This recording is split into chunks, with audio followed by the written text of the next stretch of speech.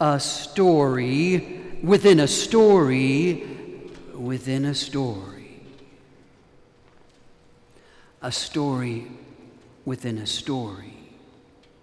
We hear today an account of two miraculous healings, one of the woman who was hemorrhaging and the other of Jairus' daughter. Mark starts off talking about Jairus coming to Jesus, and in the midst of that story, we get the story of this other old woman who's been hemorrhaging for 12 years. Mark uses a peculiar word. It's a Greek word, and it comes from the root word pasch, which means to suffer, or to suffer greatly. Now, when Mark is talking about this old hemorrhaging woman, he uses a unique form of the word pasch, a unique form that's heard and hardly anywhere else in any of the Gospels. Mark uses it as like the superlative of extreme suffering. It's like when kids say good, better, best, and they want something better than best, they say bestest. Something like even better than what you can possibly imagine. And Mark uses that same concept when he talks about great suffering. He says this woman's suffering was great, incredible suffering, almost more suffering than you can imagine. I suppose if you've been bleeding for 12 years and it's sucked all the life out of you and sucked all of your resources and all of your will just right out of you, I suppose that's an incredible superlative kind of suffering. Mark wants us to know that this woman's suffering was extreme.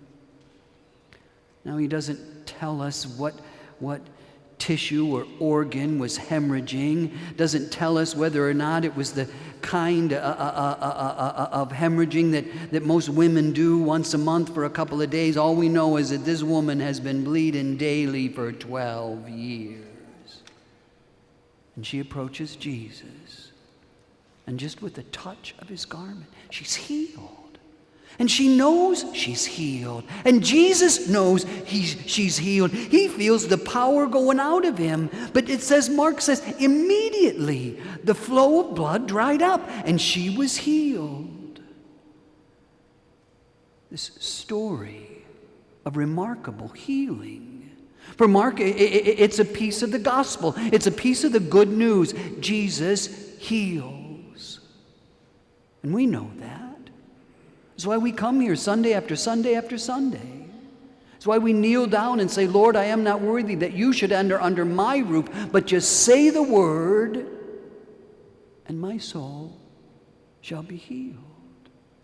We know this is the place where healing happens. We know in that room there, time after time after time, we go with our beaten up wills and with our embarrassment and our shame and our guilt, and we go in there and we find healing because we have a God who heals. Whether it's the little girl who's raised from a death-like sleep, or this old woman who has this paschein, this unimaginable suffering. The good news for us in the gospel is that Jesus heals. But what about the places in our lives where we don't experience healing?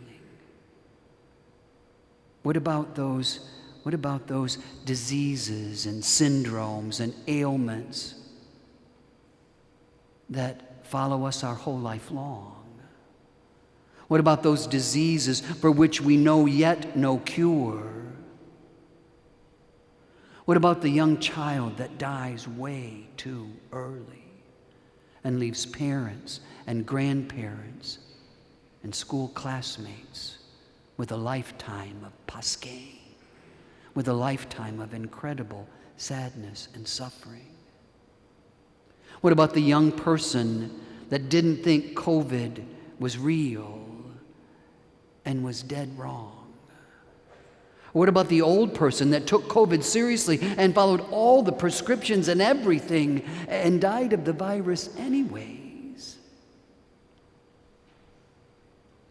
What about our emotional and psychological suffering, those holes in our hearts and in our psyches that just don't seem to heal. What about you? What about us with that terrible suffering that just becomes a part of our lives, for which we know yet no cure? A story within a story within a story. Mark uses that superlative word of suffering for the old woman in chapter 5, and he uses that same word one more time for Jesus on the cross. Jesus, who is the source of healing for this woman with incredible suffering, chooses himself to enter into the experience of incredible suffering. And for Mark, that's good news. For Mark, that's the gospel. If you were to read Mark's whole gospel, you'll find Mark doesn't have a resurrection at the end of his gospel. Now, there's a story there, a collection of stories about resurrection, but all the scripture scholars say Mark's disciples added those stories. That Mark concluded his gospel with the good news that we have a God who enters into our suffering. For Mark, that was the good news of the gospel. Not only a God who heals our incredible suffering, but a God who chooses to enter suffering side by side with us, so that we're not alone, not ever, ever, ever alone. We call that Holy Communion. We call this the Paschal Mystery, where we too enter into the suffering of Jesus and allow him to enter into our suffering. Holy Communion. For Mark, that's gospel, that's good news. What do we have? We have a God who heals, and we have a God who stays with us in the midst of suffering. That's what we come here to discover. It's what we come here to celebrate. It's what we call good news.